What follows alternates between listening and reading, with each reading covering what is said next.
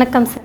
வணக்கம்மா. எலெக்ஷனில் யார் வேணால் ஜெயிக்கிறதுக்கு வாய்ப்பு இருக்குது. திமுகவும் ஜெயிக்கலாம், அதிமுகவும் ஜெயிக்கலாம். விஜய் ஜெயிக்கலை அப்படின்னா திரும்ப அவர் நடிக்கிறதுக்கே போயிடுவார் அப்படின்னு சொல்லி பலர் பேசிகிட்டு இருக்காங்க.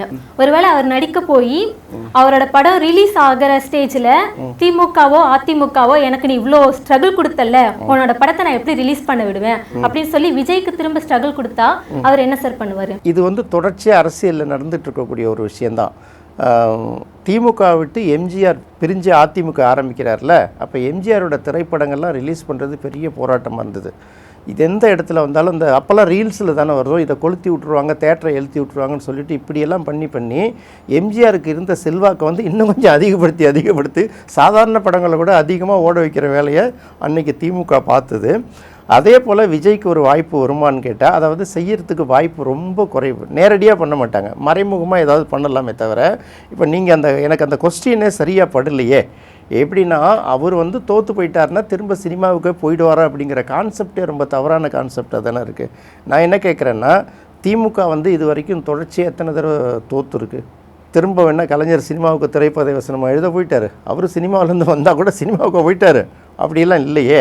அது ஒரு பக்கம். அதாவது வந்து ரெண்டுமே உண்டு. அவர் பல இடங்களில் வந்து கலைஞர் தெளிவாக சொல்லியிருப்பார், வெற்றி பெற்றால் அண்ணா வழி, தோல்வி அடைந்தால் பெரியார் வழியும்பார். ஒன்று சமூக இயக்கங்களை வந்து சமூக கொள்கைகளுக்காக போராடுறது ஒரு பக்கம், இன்னொரு பக்கம் ஆட்சியில் இருக்கிறது ஒரு பக்கம். அது ரெண்டுமே இருக்குது.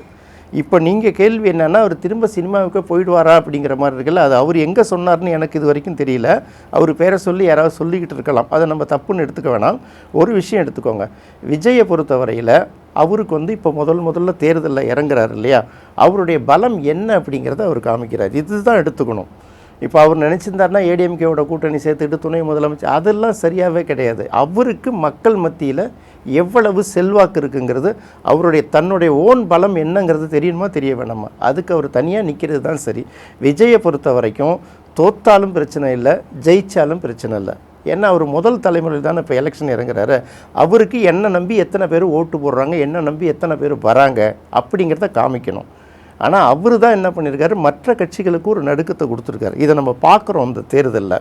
அப்போது இவரை பொறுத்த வரைக்கும் எத்தனை சீட்டு வெற்றி பெற்றாலும் அவங்களுக்கு அது ஓகே தான். தோற்றாலும் கூட எத்தனை பர்சன்டேஜ் ஓட்டு வாங்கியிருக்காங்கன்னு பார்ப்போம்ல.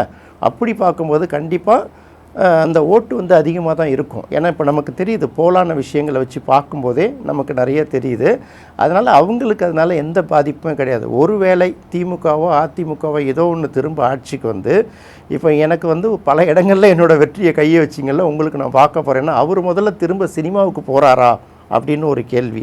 அடுத்தது மக்கள் கூட்டத்தை பார்த்துட்டாங்கல்ல, மக்களை வந்து வீதியாக பார்த்துட்டாங்க, ரோடு ஷோலாம் பார்த்துட்டாங்கல்ல, திரும்ப போய் அவங்க கேமராவுக்கு போய் நினைக்கிறது வந்து ரொம்ப குறைவாக தான் இருக்கும். ஏன்னா இதுதான் வரணும், மக்கள் செல்வாக்குள்ள ஒரு தலைவர் அவர் இன்றைக்கி வந்துட்டார். அது வந்து ஆட்சியை பிடிக்க போகிறாரா, அளவுக்கு அதிகமாக சீட்டை பிடிக்க போகிறாராங்கிறது இந்த கேள்வியில். அவர் வந்து திமுகவுக்கும் அதிமுகவுக்கும் மிகப்பெரிய ஒரு நடுக்கத்தை, தலைவலியை உருவாக்கிட்டார். அதாவது புலிவால் பிடிச்ச கதை பொது வாழ்க்கைக்கு வர்றதுங்கிறது அவர் பிடிச்சிட்டாருங்கனால அவர் விட முடியாது, அதுக்காக வந்து தான் ஆகணும். அப்போ அப்படி பார்க்கும்போது அவரை பொறுத்த வரைக்கும் எந்த பாதிப்புமே இல்லை. ஒருவேளை திமுக தோற்று போச்சுன்னா, எல்லா துறைகளையும் கட்டுப்படுத்தி 70 வருஷத்துக்கு மேலே அனுபவம் உள்ள ஒரு இயக்கம் இப்படி தோற்று போச்சே அப்படின்னு எவ்வளோ மற்றவங்க வந்து கொஞ்சம் கடுமையாக விமர்சிப்பாங்கள்ல. அதிமுக தோற்று போனால் கூட அது பரவாயில்ல, ஏன்னா இப்போ தான் வந்து எல்லா போட்டியாளர்கள்லாம் ஒதுக்கி விட்டுட்டு இப்போ தான் அவர் தனியாக நிற்கிறாரு, அடுத்த எலெக்ஷனில் பார்த்துக்கலாம் அப்படின்னு விட்டுடுவாங்க. விஜயை பொறுத்தவரையில் அவர் எந்த அளவுக்கு வெற்றி பெறுறாரோ அவருக்கு வந்து அது ஒரு வெற்றி, பெரிய வெற்றி தான். அப்படி தோல்வியே அடைந்தால் கூட அவர் வாங்கியிருக்கிற வாக்கு சதவிகிதம் இருக்குல்ல, அடுத்த தேர்தலில் அது கையை கொடுக்கும். ஏன்னா அதை வந்து யாரும் அவ்வளோ சீக்கிரம் விட்டுட்டு போக முடியாது. மக்களுடைய வாக்கு இருக்குல்ல, அது விலை மதிக்க முடியாத ஒரு விஷயம். அதனால் அந்த மாதிரி பாதிப்புகள்லாம் நம்ம கணக்கு போட வேணாம். உள்ளுக்குள்ளே அவங்களுக்கு இருக்கும் எப்போதுமே, எதிரிகளை வெற்றி தானே கொள்ளணும், அழிக்கிறது வந்து பெரிய விஷயம் இல்லை. அப்படி பண்ணாங்கன்னா அவங்க எப்படியும் கொடுப்பாங்க, கொடுக்காமலாம் இருக்க மாட்டாங்க. திமுகவில் அதிகமாக கொடுப்பாங்க, அதிமுகவில் அந்த அளவுக்கு கொடுப்பாங்களா என்னன்னு சொல்ல முடியாது. இருக்கும், அது இருக்கும். பட் இருந்தாலும் எந்த அளவுக்கு அவங்கள டிஸ்டர்ப் பண்ணுறாங்களோ அந்த அளவுக்கு அவருடைய வளர்ச்சியும் அதிகமாக இருக்கும். இதுதான் உண்மை. சார், 4 முனை போட்டியில் நடந்த தேர்தலில் வெற்றி யாருக்கு வேணால் சாதகமாகவும் மாறலாம், பாதகமாகவும் மாறலாங்கிறத ரொம்ப தெளிவாக சொன்னீங்க சார். அதே மாதிரி விஜயை பொறுத்த வரைக்கும் அவர் வாங்கக்கூடிய வாக்குகளே அவருக்கு சாதகம் தான் அப்படிங்கிறத ரொம்ப தெளிவாக சொன்னீங்க சார். ரொம்ப நன்றி சார். நன்றிம்மா.